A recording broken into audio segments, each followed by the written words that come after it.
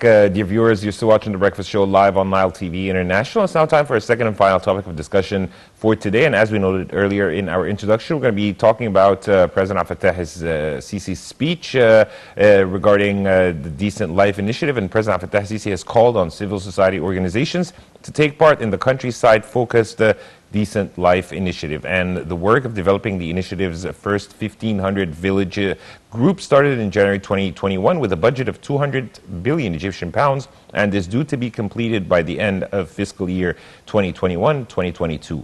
And to shed more light on this topic, we're most delighted to be joined over the phone by Dr. Hany Fotouh, economic expert. A very good morning, doctor, and thank you so much for joining us. Good morning.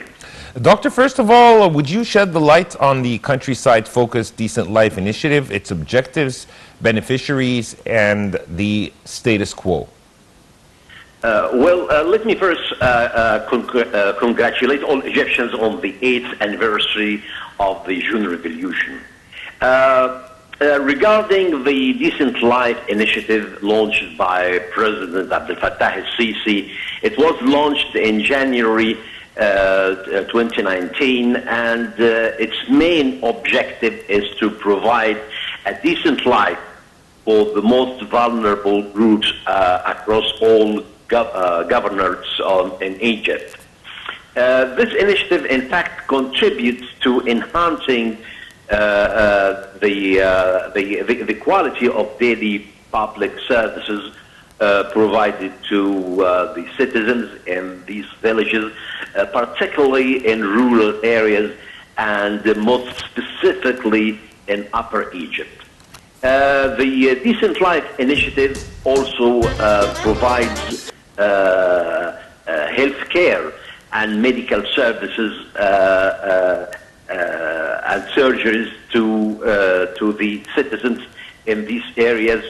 It also aims to develop the poorest villages and provide job opportunities, and also it aims to support women and education among many other areas for development. This initiative will initially cover in its first phase 4,500 villages, and it aims also to target to improve the lives of 50 million citizens in these areas.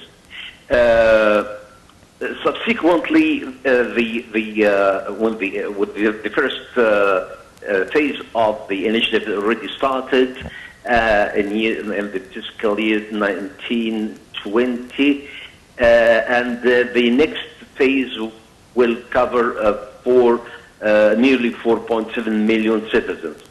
The total investments allocated to the initiative amount to nearly 500 billion pounds, whereas the investments in the first year exceeded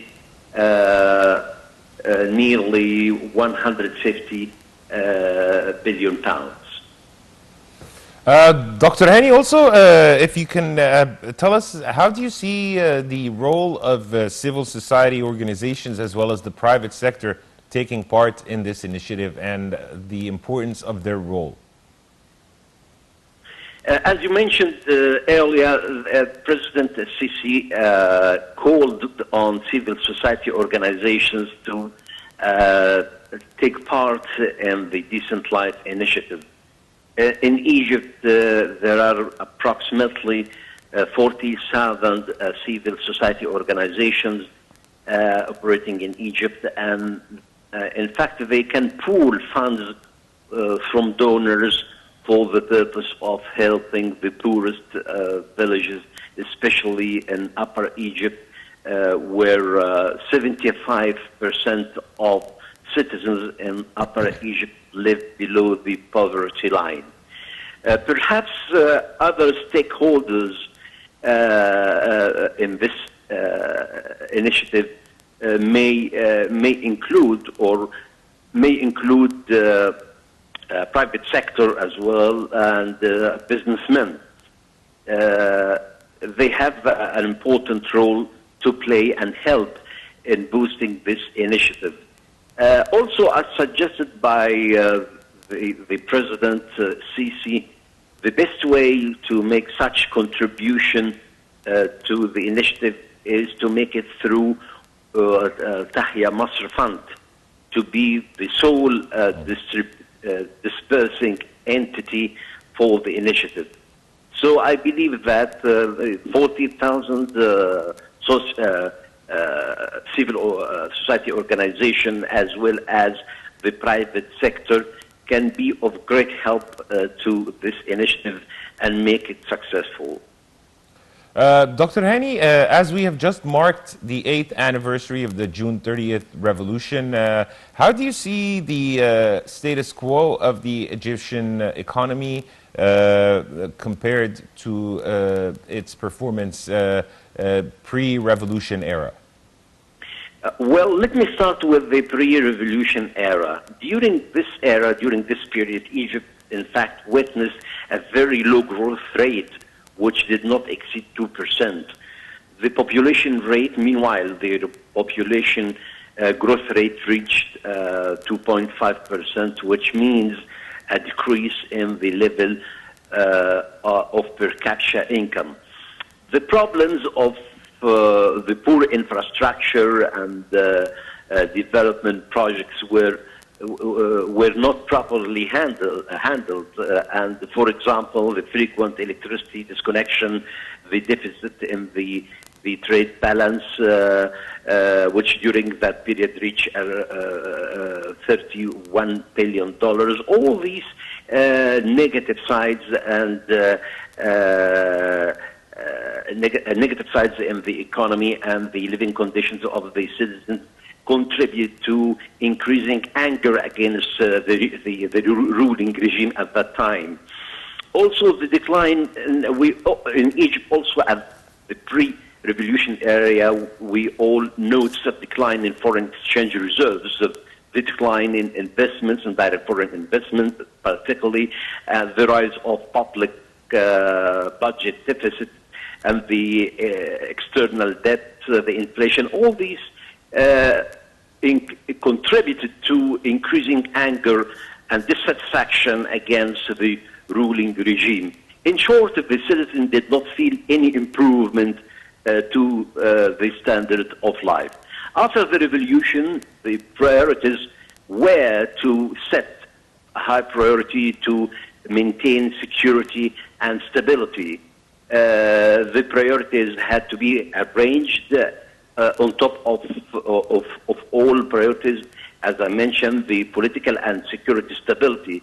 This took some time, but stability contributed. I'm sure that everybody would agree that stability contributed to improving the economic indicators, and also made Egypt go ahead with plans to implement national projects that contributed to reducing unemployment rates and providing job opportunities. The Egyptian government, after succeeding in creating the climate of stability and security, took a bold step to implement structural reforms in the Egyptian economy. And the adoption of a bold economic reform program was necessary to tackle the serious deficiencies in the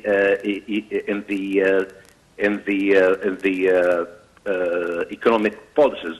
And after implementing the economic reform programs, its success was praised by a number of international institutions and credit rating agencies, and that made Egypt withstand the difficult repercussions of the coronavirus, and without having implemented the economic reform program, I'm sure that Egypt wouldn't have been in such a good position as we see now. Yes, indeed, and we'd really like to end it here. Thank you so much, Dr. Hany, Aboul Fotouh, economic expert, and also, as our finance minister has mentioned, that in 2030, Egypt is expected to be among the 10 largest growing economies worldwide. And dear viewers, by this, we wrap up today's episode of The Breakfast Show. You're in the company of myself, Karim Gamaluddin, and my colleague, Dina Hussein. Until we meet again, this is goodbye.